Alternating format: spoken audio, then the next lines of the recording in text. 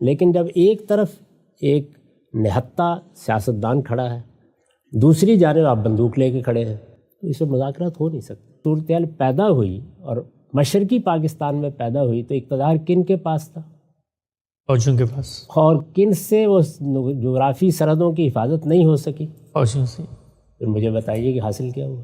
سلامتی ہے ان آنکھوں پہ جو ہدایت پہ نظریں جمائے بیٹھی ہیں، ان کانوں پہ جو ذکر خیر کے منتظر رہتے ہیں، اور ان قدموں پہ جو ہدایت کی راہ پہ گامزن ہیں۔ کہا جاتا ہے کہ پاکستان سب سے پہلے ہے، لہٰذا اگر اس کی خارجی یا نظریاتی سرحدوں کو کوئی نقصان پہنچنے کا اندیشہ ہو تو انہیں بچانے کے لیے آئین اور قانون سے بھی آگے بڑھ کر سوچنا چاہیے۔ اس غرض سے اگر مارشل لا لگانا پڑے تو یہ بھی کیا جا سکتا ہے، عدلیہ اور بیوروکریسی اور دیگر اداروں کو ہدایات دے کر ان کی لائن سیدھی رکھنی پڑے تو یہ بھی کی جا سکتی ہے۔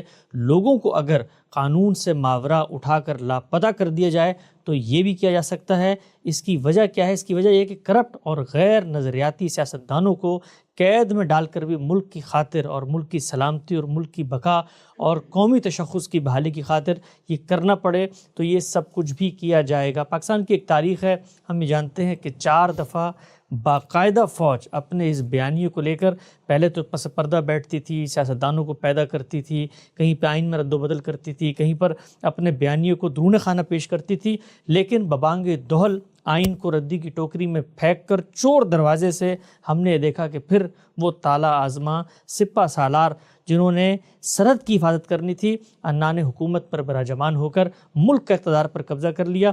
40 سال کے قریب کہا جاتا ہے 4 مرشلہ لگے۔ سوال آپ کی خدمت میں یہ ہے کہ اس بیانیے نے عملی حقائق اور تصویر کی صورت بھی اختیار کر لی۔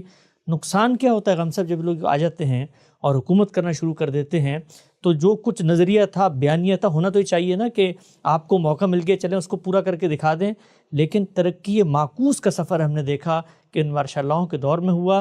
سماجی طور پہ، سیاسی طور پہ کس طرح کا عدم استحکام آپ دیکھتے ہیں جب یہ لوگ حکومت میں آ جاتے ہیں؟ یہ تو نتائج کی بحث ہے۔ میں تھوڑی دیر کے لیے مان لیتا ہوں کہ آنے کے بڑے غیر معمولی اور بہت اچھے نتائج نکلے، تب بھی یہ بیانیہ بالکل بے معنی اور بالکل بے بنیاد ہے۔ میں اس میں سے ایک جز کو واضح کرتا ہوں۔ اس میں پہلی بات یہ کہی گئی ہے کہ ہماری ایک جغرافی سرحدیں ہیں اور ایک نظریاتی سرحدیں ہیں۔ یہ نظریاتی سرحدیں کیا چیز ہوتی ہیں؟ یعنی یہ ملک، میں اس سے پہلے وضاحت کے ساتھ عرض کر چکا ہوں، ایک قومی ریاست کی حیثیت سے وجود پذیر ہوا۔ قومی ریاست ایک قومی ریاست کی حیثیت سے اگر کام کرتی ہے تو عالمی سطح پر اس کے وجود کو کوئی خطرہ لاحق نہیں ہوتا، مانی جاتی ہے۔ یعنی یہ دنیا میں اس وقت مانی ہوئی چیز ہے کہ قوموں کو حق حاصل ہے کہ وہ اپنی ریاستیں بنا لیں۔ تقسیم کا سارا مقدمہ اسی اصول پر لڑا گیا۔ متحدہ ہندوستان میں برطانیہ عظمیٰ سے اگر یہ مطالبہ کیا گیا تو اسی اصول پر کیا گیا۔ یہ مسلمان قومیت کی ہر تعریف کے لحاظ سے ایک قوم ہے، اور یہ قوم چونکہ شمال مغربی ہندوستان میں اور دوسری جانب مشرقی ہندوستان میں اکثریت رکھتی ہے، بہت بڑا علاقہ اس کے پاس ہے، اس لیے یہ حق رکھتے ہیں کہ اگر یہ متحدہ ہندوستان میں اپنے آپ کو محفوظ نہیں سمجھتے تو اپنے علاقے کو الگ کر لیں۔ تقسیم در حقیقت علیحدگی کا مطالبہ تھا، اور چونکہ قومی ریاستوں کے بعد میں یہ بات بھی طے ہو چکی تھی کہ قوموں کے حق کے خود ارادی کو عزت دی جائے گی، اس کو مانا جائے گا، مان لیا گیا، یہ قومی ریاست کی حیثیت سے وجود میں آ گیا۔ تو اس میں نظریہ کیا ہے وہ سمجھ میں نہیں آتا، یعنی جس کی حفاظت کرنے کے لیے کسی دوسرے کو آنا ہے، اگر کسی نظریے کو تھوڑی دیر کے لیے مان لیں، کوئی خطرہ لاحق ہو جائے تو اس میں تو استدلال پیش نظر ہوتا ہے۔ یعنی نظریے کی، اگر نظریے کو مان لیا جائے کوئی حفاظت کر سکتا ہے تو وہ بڑے دانشور کرتے ہیں، بڑے علماء کرتے ہیں، ماہرین کرتے ہیں۔ قوم کی بحثیت مجموعی ایک ول ہوتی ہے جو ان کی پشت پر کھڑی ہوتی ہے۔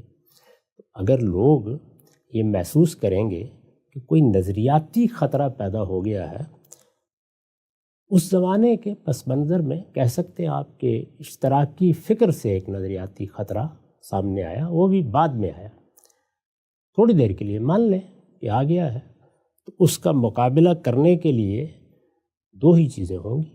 یعنی اگر نظریہ نظریے کے طریقے پر آ رہا ہے، نظریہ نظریے کے طریقے پر تو استدلال سے آتا ہے. آپ ایک بات بیان کرتے ہیں، آپ اس کو لوگوں تک پہنچاتے ہیں، لوگ اس سے متاثر ہوتے ہیں. جیسے ہم اسلام کی دعوت دیتے ہیں تو نظریہ آ گیا ہے. اس کا مقابلہ تو نظریاتی جدوجہد ہی کر سکتی ہے. اور نظریاتی جدوجہد کے لیے سب سے زیادہ ناموزوں اگر کوئی شخص ہو سکتا ہے تو وہی ہو سکتا ہے جس نے ہاتھ میں بندوق پکڑی ہو اور جس کی ساری تربیت مرنے مارنے کی گئی. یعنی یہ کام تو استدلال سے ہوتا ہے. اس میں ماہرین، علماء، دانشور اپنا کردار ادا کریں گے. اگر فرض کر لیجئے کہ کوئی نظریاتی قوت آپ کے ہاں سازش کا طریقہ اختیار کرتی ہے تو اس کے لیے انٹیلیجنس کے ادارے موجود ہیں، وہ حکومت کے نظم میں ہوتے ہیں، ان کے تحت قائم کیے جاتے ہیں اور وہ بھی اپنی خدمات انجام دیتے ہیں. اس کے بعد اب جغرافی سرحدوں کو لے لیجیے. جغرافی سرحدوں کے معاملے میں اس سے پہلے عرض کر چکا کہ دوسری جنگ عظیم کے بعد دنیا کے فاتحین نے ان کو جس طرح سے میز پر بیٹھ کر بنا دیا ہے، اس میں کوئی تبدیلی میں یا آپ اب اپنی مرضی سے کرنے کی پوزیشن میں نہیں رہے. اس وقت عالمی سطح پر یہی صورتحال ہے. یعنی وہی 5 بڑی طاقتیں جن کو اقوام متحدہ میں ویٹو کا حق حاصل ہے اور وہ اصلاً پہلی اور دوسری جنگ عظیم کے فاتحین ہیں، وہ جن چیزوں کو اختیار کر چکے ان سے اگر کہیں انحراف کو گوارا کریں گے تو اپنے مسالے اور اپنی حکمتوں کے تحت کریں گے. اور جب ان کے مسالے اور ان کی حکمتیں کسی تبدیلی کا تقاضا کریں گی تو پھر آپ کی افواج کچھ بھی نہیں کر سکتی اور کہیں بھی نہیں کر سکیں. کوئی ایک مثال بھی اس کی نہیں دی جا سکتی. اس وقت جب یہ سب کچھ بن رہا تھا، اس میں مثال کے طور پر مصطفیٰ کمال عطا ترک نے ایک کردار ادا کیا، ممکن تھا. جب یہ تقسیم ہو رہی تھی اس وقت ہمارے ہاں سے کچھ لوگوں نے جا کے 1/3 کے قریب کشمیر پر اپنا قبضہ مستحکم کر لیا. یہ ہو سکتا تھا کیونکہ اس وقت نقشے بن رہے تھے تو گوارا کر لیا گیا. اس کے بعد تو اس کا امکان ہی نہیں تھا. تو جغرافی سرحدوں کو خطرہ کیا لاحق ہو گیا. اور اگر آپ کہتے ہیں کہ جغرافی سرحدوں کو یہ خطرہ اندر سے لاحق ہے، یعنی جس طرح سے ہم نے متحدہ ہندوستان میں یہ کہا کہ ہم ایک الگ قوم ہے، ہمارے کچھ حقوق ہیں، ہماری ایک ثقافت ہے، تہذیب ہے، مذہب ہے، زبان ہے، ہم اس کو خطرے میں محسوس کرتے ہیں. اکثریت شاید اس کا اس طریقے سے لحاظ یا پاس نہیں رکھے گی، تو ہمیں جن علاقوں میں اکثریت حاصل ہے وہاں ہمارے لیے الگ ملک کو قبول کر لیا جائے. تو یہی چیز جو لوگ اس خطے میں آئے ہیں وہ کسی قومیت کی دوسری بنیاد پر بھی کہہ سکتے ہیں. یعنی بلوچی اپنی قومیت کی بنیاد پر، افغان اپنی قومیت کی بنیاد پر، سندھی اپنی قومیت کی بنیاد پر اور بنگلہ دیشی اپنی قومیت کی بنیاد پر کہہ سکتے ہیں. اس کے لیے دنیا میں طے کر دیا گیا کہ آپ جمہوری اصولوں پر اس صورتحال کا مقابلہ کریں گے. یعنی ایسا اگر ہوتا ہے تو یہ دیکھیے سب سے پہلے کہ کیوں ہو رہا ہے. کیونکہ اس دنیا میں لوگ اکٹھے رہتے ہیں تو حقوق کی پاسداری پر رہتے ہیں. آپ کے حقوق پامال ہونے کا اندیشہ آپ کو محسوس ہوا اور آپ کی قیادت کو محسوس ہوا تو آپ نے متحدہ ہندوستان میں علیحدگی کا مطالبہ کر دیا. یہ آپ کے لیے جائز تھا تو آپ کے اندر کے لوگوں کے لیے بھی جائز ہے. اور اگر یہ مطالبہ سامنے آ جاتا ہے تو جس طریقے سے اس وقت بات ہوئی تھی ویسے ہی ہونی چاہیے.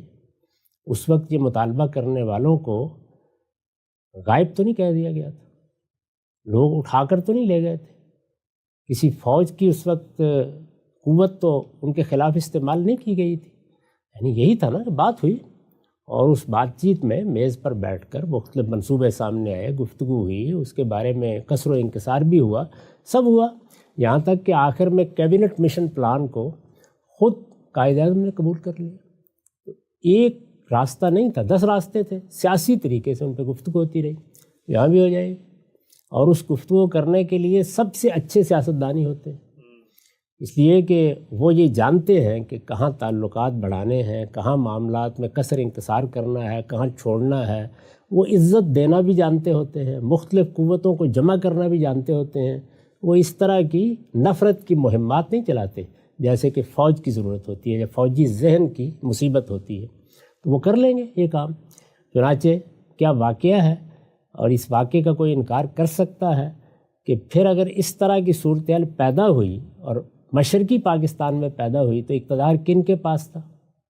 فوجیوں کے پاس. اور کن سے وہ جغرافی سرحدوں کی حفاظت نہیں ہو سکی؟ فوجیوں سے. پھر مجھے بتائیے کہ حاصل کیا ہوا؟ اگر سیاستدان ہوتے، میں آپ سے سچ عرض کرتا ہوں کہ پہلے مرحلے میں تو مجیب الرحمان کے 6 نکات پر وہ گفتگو کرتے، جیسے کہ انہوں نے شروع کر دی تھی. اس گفتگو کے نتیجے میں کثر انکسار ہوتا. سیاست کی بساط پر جب تک گفتگو ہو رہی تھی اس وقت کی ساری تاریخ اٹھا کے دیکھ لیجئے، مجیب الرحمان یہ کہنے کے لیے بھی تیار نہیں تھے کہ ہم الگ ہونا چاہتے ہیں. یہ سب تھا. سیاستدان کثر انکسار کر کے معاملہ کر لیتے، لیکن جب ایک طرف ایک نہتہ سیاستدان کھڑا ہے، دوسری جانب آپ بندوق لے کے کھڑے ہیں، تو اس میں مذاکرات ہو نہیں سکتے، اور اس میں سیاسی عمل بھی نہیں ہو سکتا، اور اس میں سیاسی معاہدات بھی ممکن نہیں ہوتے. یہاں تو زیادہ سے زیادہ یہ ہے کہ کچھ آپ سے اگر منوا لیا جائے، یا یہ ہے کہ سرنڈر کر کے آپ کی بات مان لی جائے، اس کے سوا کوئی چارہ نہیں ہوتا. تو اس لیے یہ سارا جتنا آپ نے نقطہ بیان فرمایا ہے یہ اپنی ابتدا سے اپنی انتہا تک لغو اور بے معنی ہے. اس سے کم اس کے لیے کوئی الفاظ نہیں ہو سکتے. نہ جغرافی سرحدوں کی حفاظت فوج کر سکتی ہے، البتہ جس وقت سیاستدان یا سیاسی رہنما فیصلہ کر لیں کہ ہاں فی الواقع کوئی خطرہ لاحق ہوا ہے تو فوج ان کی مدد میں کھڑی ہو سکتی ہے، اور فوج کے ذریعے سے وہ ان مقاصد کو حاصل کرتے ہیں جو فوجی سے حاصل ہوتے ہیں. وہ اندرون ملک بھی اگر جرائم پیشہ لوگوں سے واسطہ پڑ جائے تو پولیس استعمال کرنا پڑتی ہے، اور بعض حالات میں فوج بھی استعمال کرنا پڑتی ہے، لیکن یہ کہ اس میں فیصلہ کن حیثیت فوج کو حاصل ہو جائے، تو نہ اس طرح کی کوئی سرحدیں تھیں، نہ ان کی حفاظت کی یہ ضرورت تھی، نہ اس بیانیے کے بنیادی مقدمات درست ہیں، اور نہ آج اس ملک کو اگر آپ متحد رکھنا چاہتے ہیں جتنا باقی رہ گیا، یعنی وہ بھی ان کی وجہ سے ٹوٹا، 2 حصوں میں تقسیم ہوا، جتنا باقی رہ گیا اس کو بھی متحد رکھنا چاہتے ہیں، تو یہ صرف سیاستدان ہیں کہ جو اس کو متحد رکھ سکتے ہیں. ان کے ہاتھ میں وہ جب آئے گا اس کا مقدر یہی ہے کہ پھر وہ ٹوٹے. ایسا یہ نقطہ آپ نے واضح فرمایا. ایک میں چاہتا ہوں آگے کے نقاط پہ آنے سے پہلے ابھی ایک بات ہوئی، ہم نے اس پہ تفصیلی بات بھی کی تھی، لیکن اسی بیانی کے مصنفین کی جانب سے کہا گیا کہ سانحہ مشرقی پاکستان ایک فوجی نہیں بلکہ سیاسی ناکامی تھی، اس کو ہمارے کھاتے میں نہ ڈالیں. یہ بالکل سیاسی ناکامی تھی، اس لیے کہ سیاست پر آپ براجمان تھے. اس وقت سیاست آپ کے ہاتھ میں تھی، یعنی فوجی ناکامی تو ہو ہی نہیں سکتی. فوجی ناکامی کیوں ہوتی؟ معاملہ ہی سیاسی تھا. یعنی وہاں کوئی ہندوستان نے جا کے حملہ کر دیا تھا اور آپ اس کے مقابلے میں گئے تھے، وہ پوری قوم آپ کے خلاف اٹھ کھڑی ہوئی. اس نے اپنے حقوق کو 6 نکات کی صورت میں ترتیب دے دیا، اور 6 نکات کا اگر آپ مطالعہ کریں تو وہ کم و بیش اس ملک کو کانفیڈریشن کی جگہ لے جا رہے تھے. وہ اس پر راضی تھے، اور پورے ملک کا اقتدار اگر آپ سیاستدان کی حیثیت سے ان کے سپرد کر دیتے تو پھر کثر و انکسار ہوتا. اس لیے کہ سیاست نام ہی اس چیز کا ہے. جو لوگ سیاست میں حق و باطل کی بحث چھیڑ دیں کہ یہ میں حق ہوں اور تم سب باطل ہو اور باطل کے ساتھ تم نہیں چل سکتے، یہ بیانیے قوموں کو تباہ کر دیتے ہیں. سیاست میں مختلف لوگ ہوتے ہیں، مختلف قیادتیں ہوتی ہیں، دانشور ہوتے ہیں، ان کے افکار ہوتے ہیں. سیاست لوگوں کو ساتھ لے کر چلنے کا نام ہے، اور اس میں ہوتا ہی کثر و انکسار ہے. کوئی سیاستدان کبھی یہ نہیں چاہے گا، کر نہیں سکتا اگر اس کو سیاست کی رمق سے بھی کوئی دلچسپی ہے کہ وہ ملنے سے انکار کر دے، بات کرنے سے انکار کر دے، وہ دھونس جمانے کی کوشش کرے. وہ بیٹھے گا، مذاکرات کرے گا، لوگوں کو بلائے گا. ایک جگہ پر اگر کسی جگہ کوئی چھوٹا سردار بھی موجود ہے، کسی کو تھوڑی سی عصبیت بھی حاصل ہے، کوئی قبائلی عصبیت بھی رکھتا ہے، تو اس کو لے کے چلنا یہ سیاست ہے. اس کے خلاف مہم بازی کرنا یہ سیاست نہیں ہے، اس کے لوگ اٹھا لینا یہ سیاست نہیں ہے. تو یہ تو سیاست کی الف بے سے بھی واقف نہیں ہوتے. ان بیچاروں کی یہ تربیت ہی نہیں ہے، اس لیے کوئی امکان اس کا نہیں تھا کہ یہ ملک کو بچا سکتے. ان کی وجہ سے ملک ٹوٹا. یہاں سے نقطہ آپ نے واضح کیا. جزیات میں اترتے ہیں. یہ جو پورا کا پورا 7واں نقطہ ہے کہ ملک کی سلامتی، اس کی بقا اور نظریاتی سرحدوں کی حفاظت کے لیے ماورائے قانون اقدامات بھی کیے جائیں گے. ایک کو میں آپ کے سامنے رکھتا ہوں. ہم نے دیکھا پاکستان کی سیاسی تاریخ میں بڑے نابغہ روزگار، بڑے علمی، بڑے مفکر اور بڑے ہی مدبر قسم کے سیاستدان پیدا ہوئے کسی دھرتی کے لیے. اس سے بڑی کوئی نعمت نہیں ہوتی کہ وہاں پر ایسے ذہین فتین لوگ پیدا ہوں. ان سے کہیں کوئی اختلاف ہوتا ہے اس بیانیے کے مصنفین کو تو فوراً سے ان کی نیت، ان کے محرکات، ان کے کردار، ان کے مقاصد، ان کے اہداف، اس سب کو شک کی نگاہ سے دیکھ کے غداری کا فتویٰ ہم نے دیکھا پاکستان کی تاریخ میں بڑی ہی بے رحمانہ طریقے سے اس بیانیے کے مصنفین کی جانب سے دیا گیا، یہاں تک کہ باچا خان جیسے لوگوں کو بھی کہا گیا کہ بھئی یہ غدار ہیں اور اس طریقے سے ملک دشمن ہیں۔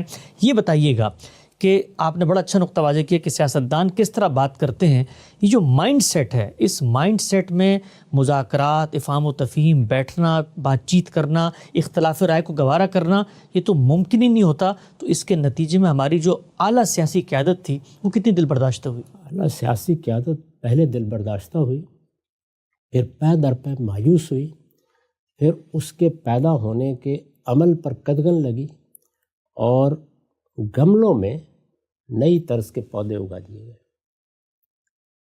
وہ ظاہر ہے کہ انہی کی تراش خراش کے محتاج تھے۔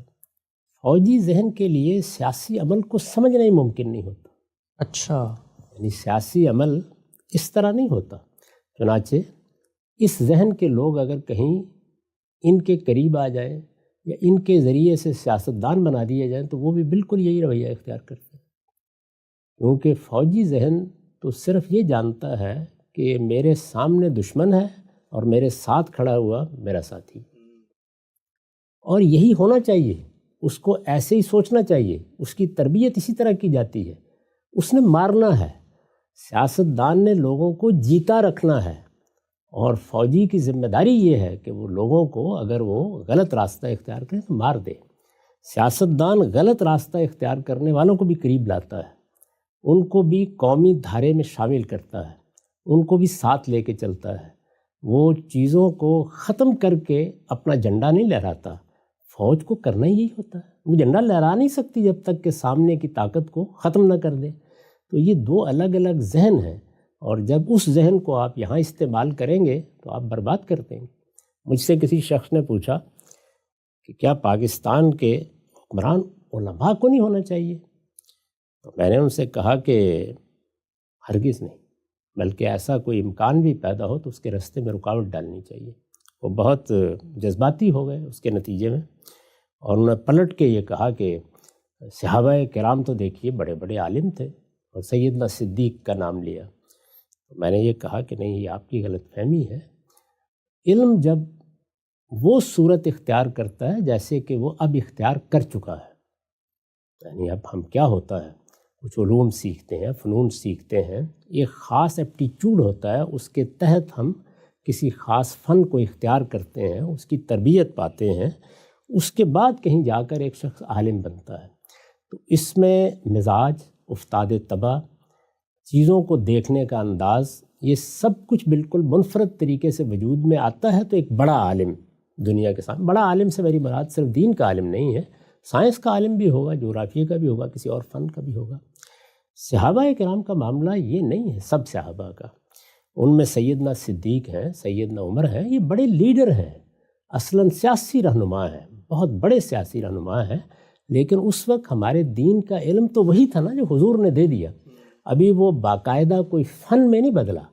یعنی اب جب آپ عالم بنتے ہیں تو آپ کو نحو پڑھنی ہے، آپ کو صرف پڑھنی ہے، آپ کو مختلف علوم فنون سیکھنے ہیں، آپ کو ایک باقاعدہ تربیت پانی ہے، تو پھر آپ عالم بنتے ہیں۔ تو میں نے عرض کیا کہ اس وقت بھی جو علمی ذوق رکھنے والے لوگ تھے وہ یہ نہیں تھے، وہ عبداللہ بن عمر ہیں، وہ عبداللہ بن عباس ہیں، وہ عبداللہ بن مسعود ہیں، وہ معاذ بن جبل ہیں، اس طرح کے لوگ ہیں۔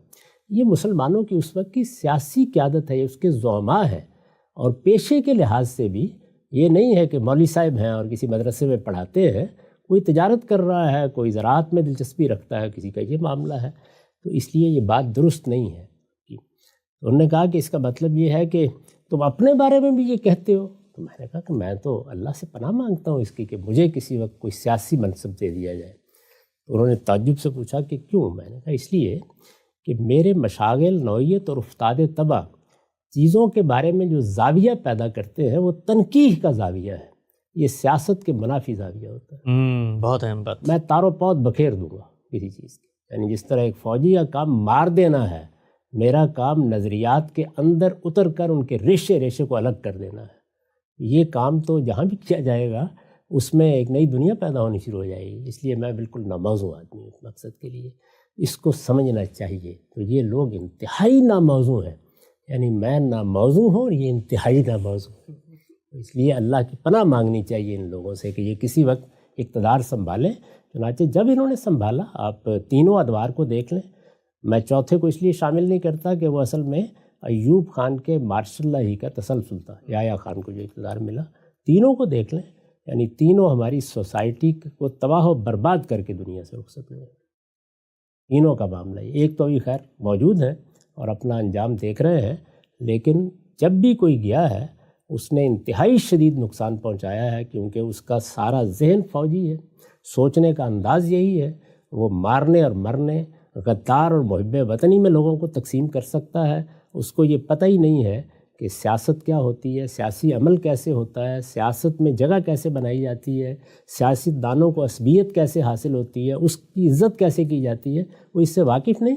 اور جو لوگ یہ پیدا کرتے ہیں وہ بھی میں آپ سے عرض کروں کہ اللہ توفیق دے تو کچھ آگے چل کر وہ کچھ سیکھ جائیں، ورنہ وہ اسی ذہنیت کے ہوتے ہیں اور ایسے ہی نفرت کا بیانیہ لے کے